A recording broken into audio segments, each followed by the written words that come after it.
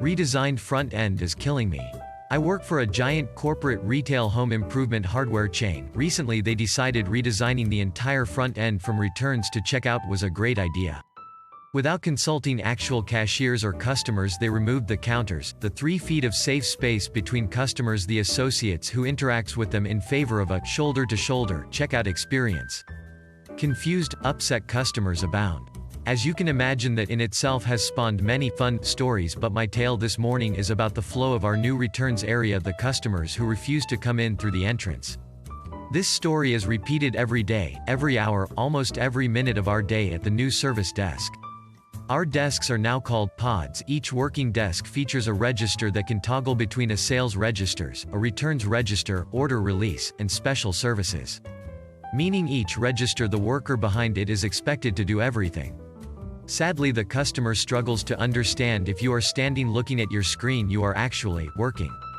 Yesterday I was returning a bunch of electrical pieces for a customer. His switches did not have a scan tag. We happened to be right next to electrical, so the customer ran to go get one I could scan. My desk is filled with more bags of his returns, so I keep scanning as he runs off to grab one. As soon as he leaves the desk, a woman walks up from the exit behind me. On her phone, I hear, "Well, then I will find another bank.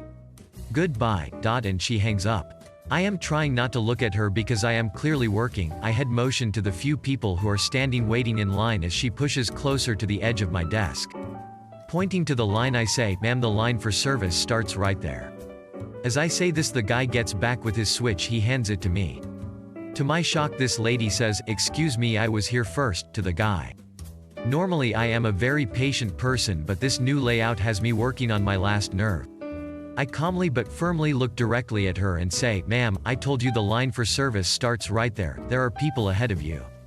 I was working with this gentleman before you walked up to my desk from the exit. The entrance starts right there." Her, "No, I was here first. I just hung up on a very important call. Had I known, I would have not hung up. Now I have to call them back." Me, "Ma'am, I suggest you call her back while you are waiting in line. I will get to you as soon as I can."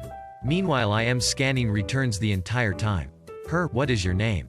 The poor guy is just standing there looking totally confused, and I can see he is starting to feel protective of me, which happens a lot in retail when rude people attack service workers. He doesn't miss a beat and says to the lady, "Her name is right there." I guess that explains why you couldn't read the exit sign either. At this she storms out the entrance, pushing back through the people waiting, while getting back on her phone. I am not sure if she was calling the bank she hung up on, or my manager doesn't care. Either way. Short and sweet, "No ma'am, that store has been closed for 20 years and this is no longer a register. I used to work at a bookstore that had 2 levels. The street level floor had always been a bookstore, but the basement level used to be a record shop like 20 years ago. The service desk in the basement level where I was stationed was the same desk that used to be the registers for the record store. One day this lady comes in and tries to pay at the service desk, and I explain that it's just a customer service desk and I only have a regular computer to do searches for customers, but she insists it's a register. She then says, "I've been shopping here for 30 years, this is a register," and I explain that when the record store closed we took over the lease for the basement level, and that the only registers we had were upstairs by the exit, but she keeps insisting that I'm wrong. Like, why would I lie about that? Please note, the bookstore did sell records, but the records were upstairs and it was a very small, 2-table display of only modern pressings due to the rise in vinyl interest. My department was reference materials, dictionaries, test prep, maps, etc. So there was no logical reason for this woman to have confused us for the record store in the first place. Edit 2. Something I probably should have mentioned, due to us taking over the lease of the lower level, we did not have an elevator or escalator in store, just a set of stairs within the store and a dumbwaiter to transport carts of books between the levels, but there was an escalator and elevator in the lobby of the building. Typically people are resistant to use the stairs, I guess, so I always offered to walk their books up to the register while they went and used the building's elevator escalator. As far as the woman's age, she was not elderly but wasn't young either. It's very possible this was a sign of early onset dementia, but I'm not a doctor, so I'm not making that diagnosis.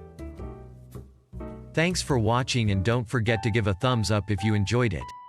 Have a good one.